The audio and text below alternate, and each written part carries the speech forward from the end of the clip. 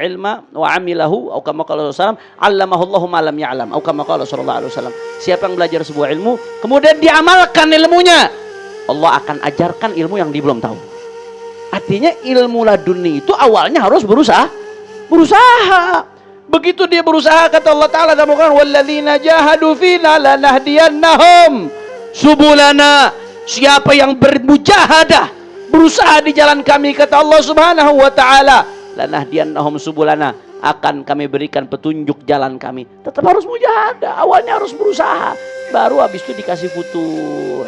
Kita ngerasain tuh kalau belajar serius, belajar sungguh-sungguh, kemudian sambil minta sama Allah, sambil nangis.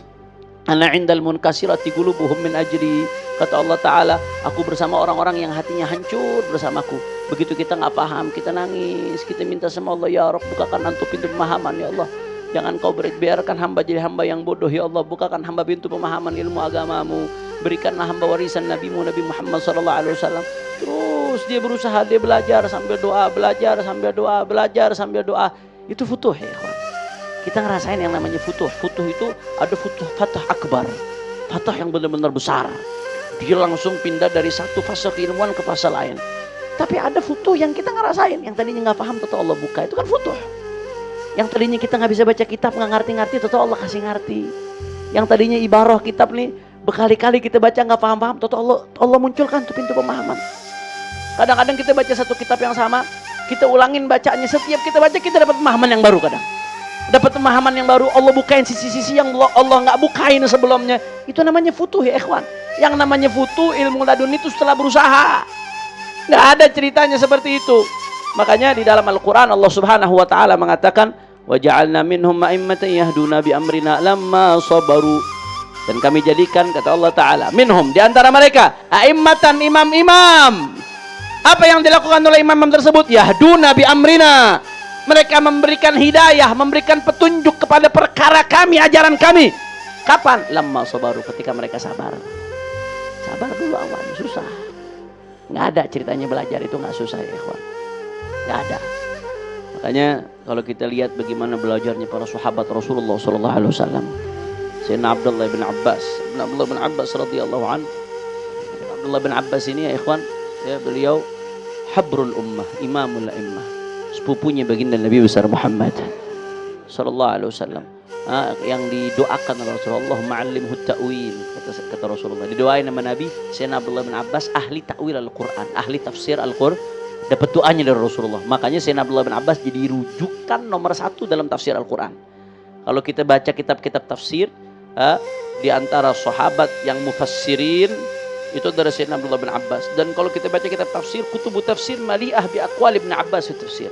Kita ngaji kitab tafsir, paling banyak pendapat Ibn Abbas dalam tafsir, qaulnya Ibn Abbas. Saking luar biasanya Abdullah bin Abbas. Belajarnya bagaimana? Pernah suatu saat Sayyidina Abdullah bin Abbas dengar, nih aku dengar ada satu orang, kata Sayyidina Abdullah bin Abbas, dari kalangan Ansor, dan aku dengar dia orang yang paling alim di Ansor. Akhirnya kata Sayyidina Abdullah bin Abbas, aku datangin orang tersebut, aku cari rumahnya. Begitu aku ketemu rumahnya, aku tanya, mana orangnya? Lagi di atas, masih istirahat, masih ada urusan. Oh, Sayyidina Abdullah bin Abbas nggak mau ngerepotin. Padahal ini sepupunya Nabi nih. Sayyidina Abdullah bin Abbas walaupun masih zaman Rasulullah termasuk masih muda, tapi kelak di kemudian hari jadi min kibaris sahabat. Termasuk sahabat yang mulia, yang agung, pentolannya sahabat termasuk di kemudian hari ikhwan. Dan sepupunya Rasulullah sallallahu alaihi wasallam. Itu Sayyidina Abdullah bin Abbas begitu apa namanya sampai masih di atas sudah. Dia nggak mau ngerepotin. Apa yang dilakukan? Ini ridaknya Sayyidina Abdullah bin Abbas di depan rumah calon gurunya nih. Ridaknya Sayyidina Abdullah bin Abbas dijadiin bantal sama Sayyidina Abdullah bin Abbas. Beliau tiduran di depan pintunya ikhwan. Sepupunya Rasulullah. Tiduran di depan pintu rumah gurunya sampai dari pagi sampai gurunya keluar pas zuhur. Ditungguin, dia nggak komentar karena dia tahu ini dia mengambil ilmu, benda yang paling berharga. Kalau kita mau nunggu orang gara-gara duit, karena kita anggap duit itu berharga, wallahi demi Allah, yang namanya ilmu jauh lebih berharga dari uang. Sebagaimana sudah dijelaskan ya ikhwan. Maka Sayyidina Abdullah bin Abbas tahu hakikatnya itu. Dia tunggu di depan rumah pakai bantal, nggak banyak ngeluh, nggak kayak anak pondok zaman sekarang kebanyakan ngeluhnya, saudara. Dikit-dikit nggak betah mau pulang, dikit-dikit nggak betah mau pulang. Aturan diketatin dikit aja banyak ngoceh, saudara. Gimana mau sukses? Ada Abdullah bin Abbas, sepupunya Nabi yang udah didoain sama Nabi, pasti jadi ulama, saudara. Nunggu di depan rumah gurunya, pakai rida, sampai gurunya keluar. Begitu gurunya keluar, gurunya nggak enak. Mata tahun ya benar Rasulullah. Wahai sepupunya Rasulullah, ente dari kapan diri di sini? Akhirnya fa'agulu, kata Ibn Abbas, mundu zamanin tawil, ana dari tadi udah lama di sini, tiduran pakai rida di bawah. Allah, marah gurunya, bisa masonata. Alam tani gurunya sampai nggak enak. Sepupunya Nabi, orang alim. Ente kenapa begitu? Kenapa nggak ngabarin? Kenapa begitu? Kata Abdullah bin Abbas, aradtu an takhruja ilayya wa qad qadaita hajatak.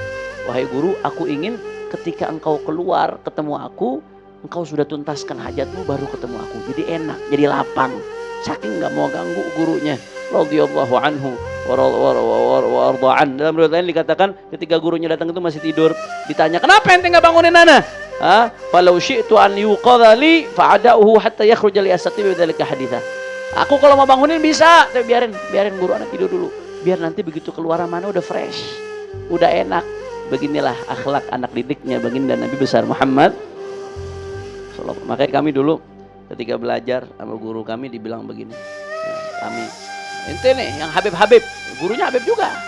Kalau lagi ngaji, Habibnya copotin dulu dari palanya. Selama ente nggak copotin dari palanya nggak bakal sukses. Jangan ngaji ngebawa kesombongan dalam hati. Oh, anak anaknya Habib. Oh, anak anaknya Kiai. Oh, anak anaknya Ustadz. Terus ngaji mau belajar busungkan dada. Al-ilmu harbun lil fatal muta'ali kasayli harbun lil makanil ali. Ilmu itu perang, lari dari tempat yang tinggi sebagaimana aliran air. Aliran air itu hanya mau ngalir dari tempat tinggi ke tempat rendah. Begitu juga ilmu. Kita dulu sama guru-guru kita habaib bilang, ente kalau belajar nih para habaib, kalau bahasa Jawa Timur nah, kalau belajar ini copoti dulu habibnya. Ente Gus belajar copoti dulu Gusnya kalau mau sukses.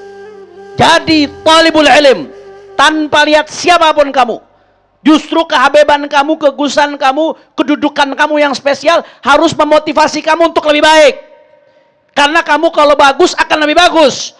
Kalau jelek akan lebih jelek. Na'udzubillah min